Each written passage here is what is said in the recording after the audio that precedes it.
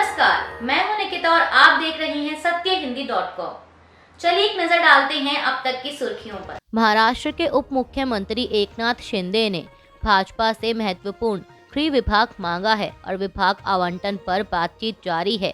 शिवसेना विधायक भरत कोकापले ने यह जानकारी दी। पीटीआई की रिपोर्ट के मुताबिक शिंदे के सहयोगी और शिवसेना प्रमुख कोकापले ने शुक्रवार को कहा कि मंत्रिमंडल विस्तार 11 से 16 दिसंबर के बीच होने की संभावना है, जो राज्य विधानमंडल के शीतकालीन सत्र से ठीक पहले होगा।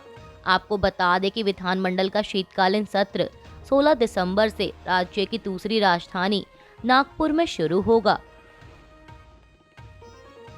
महाराष्ट्र में महाविकास अघाड़ी के सदस्यों ने शनिवार को विशेष 3 दिवसीय विधानसभा सत्र के पहले दिन विधायक के रूप में शपथ नहीं लेने का फैसला किया। उन्होंने हाल ही में हुए राज्य चुनावों में ईवीएम के दुरुपयोग का आरोप लगाया। आपको बता दें कि राज्य विधानमंडल के निचले सदन का विशेष सत्र सुबह 11 बजे शुरू हुआ। मुख्यमंत्री देवेंद्र फडणवीस और उनके उप मुख्यमंत्री एकनाथ शिंदे और अजीत पवार सहित सत्तारूढ़ दलों के कई सदस्यों ने विधानसभा सदस्य के रूप में शपथ ली। हालांकि विपक्षी दलों कांग्रेस, शिवसेना यूबीटी और एनसीपी शरद पवार गुट के सदस्यों ने शपथ नहीं लेने का फैसला किया। महाराष्ट्र विधानसभा के विशेष सत्र से शिवसेना यूबीटी विधायकों के वॉकआउट करने पर शिवसेना यूबीटी नेता आदित्य ठाकरे ने कहा कि लोकतंत्र की हत्या हो रही है। जो नतीजे आए हैं वो जनता के नहीं हैं, ये नतीजे ईवीएम और इलेक्शन कमीशन ऑफ इंडिया के हैं। उन्होंने कहा कि आज हमने जनता के आदर में शपथ नहीं ली है। अगर यह जनता का जनादेश होता तो लोग खुश होते और जश्न मनाते, लेकिन इस जीत का कहीं भी लोगों ने जश्न नहीं मनाया। हमें ईवीएम पर संदेह है। वहीं विपक्ष के वॉकआउट पर एनसीपी नेता छगन भुजबल ने कहा कि विपक्ष के नेता शपथ ग्रहण का विरोध नहीं कर सकते। अगर उनको सदन में कामकाज में हिस्सा लेना है तो उनको शपथ ग्रहण करना ही होगा। समाजवादी पार्टी ने शनिवार को घोषणा की कि वह विपक्षी महाविकास अघाड़ी से बाहर निकल जाएगी, क्योंकि शिवसेना यूबीटी प्रमुख उद्धव ठाकरे के करीबी सहयोगी ने बाबरी मस्जिद के विध्वंस और संबंधित अखबार के विज्ञापन की सराहना की। आपको बता दें कि महाराष्ट्र में समाजवादी पार्टी के 2 विधायक हैं। इस बीच महाराष्ट्र की समाजवादी पार्टी इकाई के प्रमुख अबू आसमी ने कहा कि शिवसेना यूबीटी द्वारा बाबरी मस्जिद को ध्वस्त करने वालों को बधाई देते हुए एक अखबार में विज्ञापन दिया गया था और उनके यानी उद्धव ठाकरे के सहयोगी ने भी मस्जिद के विध्वंस की सराहना करते हुए एक्स पर पोस्ट किया है, इसीलिए यह फैसला किया गया। शिवसेना यूबीटी सांसद संजय राउत ने आज महाराष्ट्र के उप मुख्यमंत्री अजीत पवार को आईटी के बेनामी संपत्ति मामले में क्लीन चिट मिलने पर प्रतिक्रिया देते हुए कहा कि उन्हें क्लीन चिट मिलनी ही थी। प्रफुल्ल पटेल और अजीत पवार को क्लीन चिट मिल गई, अब नवाब मलिक को क्लीन चिट मिलेगी।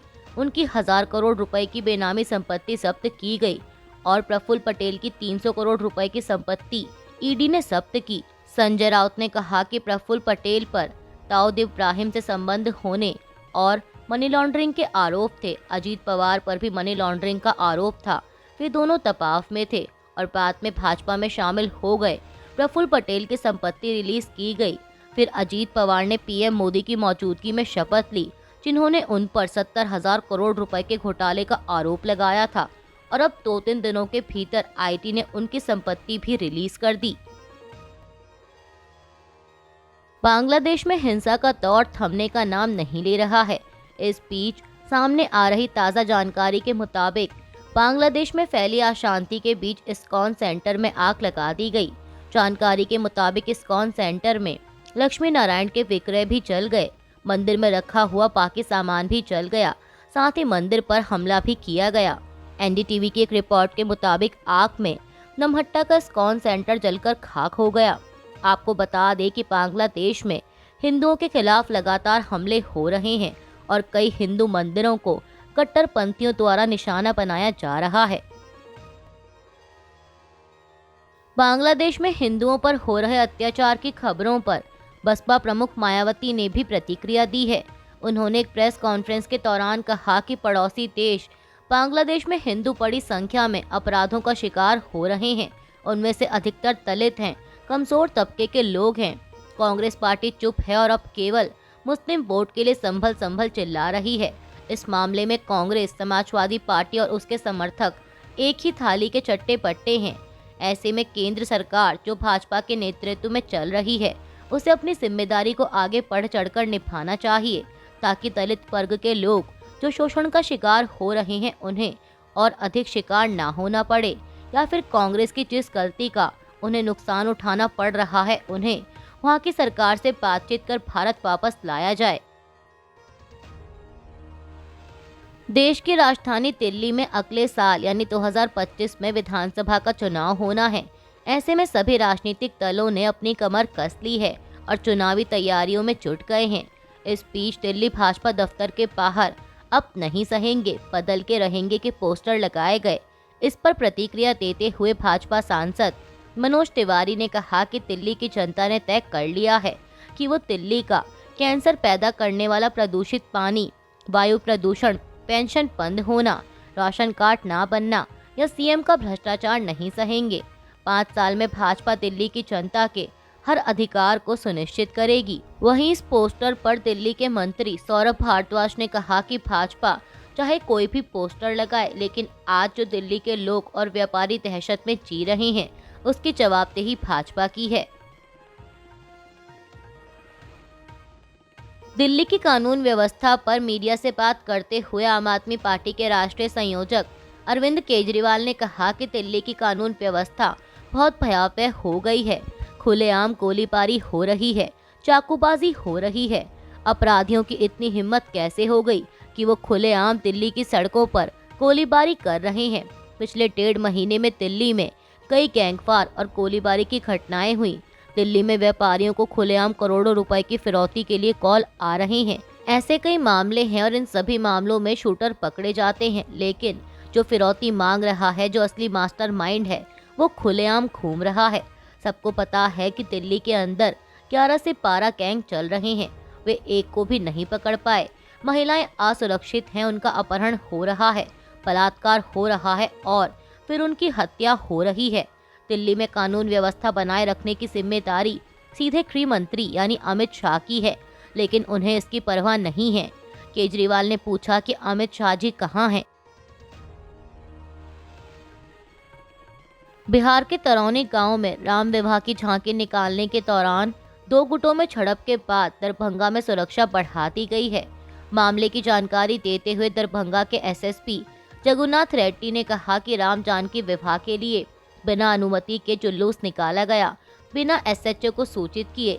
जब जुलूस वाजिदपुर मस्जिद के पास पहुंचा तो 2 समूहों के बीच विवाद हो गया, जिसके बाद पथराव शुरू हो गया। उन्होंने बताया कि एसएचओ और अन्य पुलिस अधिकारी तुरंत मौके पर पहुंचे। हम सीसीटीवी के आधार पर लोगों की पहचान कर रहे हैं। अभी तक कोई गिरफ्तारी नहीं हुई है और स्थिति शांतिपूर्ण है। हम जांच कर रहे हैं, लोगों के बयान लिए जा रहे हैं। दोषियों की पहचान की जाएगी और उन्हें कड़ी सजा दी जाएगी। घटना क्यों हुई इसका पता अभी जांच के बाद चलेगा और फिलहाल स्थिति सामान्य है। जांच एजेंसी ईडी ने शनिवार को जानकारी दी कि उसने महादेव ऑनलाइन सट्टेबाजी मामले में चल रही मनी लॉन्ड्रिंग जांच में करीब 388 करोड़ रुपए की नई संपत्तियां कुर्क की हैं, जिसमें छत्तीसगढ़ के कई उच्च पदस्थ राजनेताओं और नौकरशाहों के शामिल होने का आरोप है। पीटीआई के रिपोर्ट के मुताबिक ईडी ने बताया कि इनमें चल संपत्तियां शामिल हैं।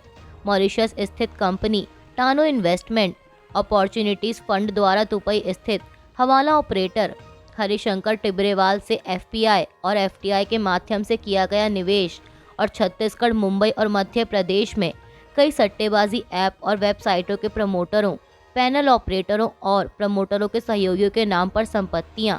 ईडी ने बताया कि 5 दिसंबर को धन शोधन निवारण अधिनियम यानी पीएमएलए के तहत इन संपत्तियों को कुर्क करने के लिए एक अनंतिम आदेश जारी किया गया था, जिनकी कुल कीमत 387.99 करोड़ रुपए है।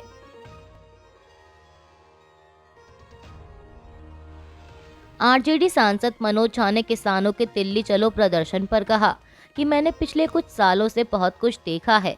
मैंने संसद में कृषि मंत्री शिवराज सिंह चौहान से एक सवाल पूछा था। बदले में मुझे एक उलझा हुआ जवाब मिला, लेकिन उन्होंने किसानों के बारे में बहुत अच्छी बातें कहीं। अगर उन्हें इतनी चिंता है तो वे मैदान में क्यों नहीं उतरते? किसानों को आवाज उठाने पर सिर्फ आंसू गैस और लाठीचार्ज ही क्यों मिलता है? तृणमूल कांग्रेस के भीतर दिग्गज नेताओं और युवा नेताओं के बीच चल रहे आंतरिक संघर्ष के बीच पश्चिम बंगाल की मुख्यमंत्री और पार्टी प्रमुख ममता बनर्जी ने कहा कि उनके उत्तराधिकारी के बारे में कोई भी निर्णय व्यक्तिगत रूप से नहीं बल्कि पार्टी नेतृत्व द्वारा सामूहिक रूप से लिया जाएगा। शुक्रवार को एक इंटरव्यू में ममता बनर्जी ने व्यक्तिगत प्रभुत्व की धारणाओं को खारिज करते हुए कहा कि मैं पार्टी नहीं हूँ, हम पार्टी हैं। यह एक सामूहिक परिवार है और निर्णय सामूहिक रूप से ही लिए जाएंगे। दक्षिण कोरिया के राष्ट्रपति यून सुक येओल ने इस हफ्ते मार्शल लॉ लगाने और उसे हटाने के लिए माफी मांगी है और इस बीच अब उनकी मुश्किलें बढ़ती जा रही हैं और उनके खिलाफ देश के कई हिस्सों में विरोध प्रदर्शन हो रहे हैं। आपको बता दें कि आज शनिवार की सुबह टीवी पर राष्ट्र के नाम संबोधन में यून सुक येओल ने मार्शल लॉ लगाने और फिर उसे हटाने के लिए माफी मांगी, लेकिन विपक्ष ने उनके इस्तीफे की मांग की है। वहीं आम लोग कयास लगा रहे थे कि राष्ट्रपति अपने इस्तीफे का ऐलान करेंगे। अब इस बीच नेशनल असेंबली के बाहर हजारों की संख्या में प्रदर्शनकारी इकट्ठे हो गए हैं और राष्ट्रपति यून सुक येओल को हटाने की मांग कर रहे हैं। साथ ही बता दें कि ये विरोध प्रदर्शन ऐसे समय में हो रहा है जब यून सुक येओल के खिलाफ महाअभियोग चलाने के प्रस्ताव पर कार्यवाही शुरू हो गई है। अभी के लिए बस इतना ही। बाकी की खबरों के लिए जुड़े रहिए सत्यहिंदी.com के साथ।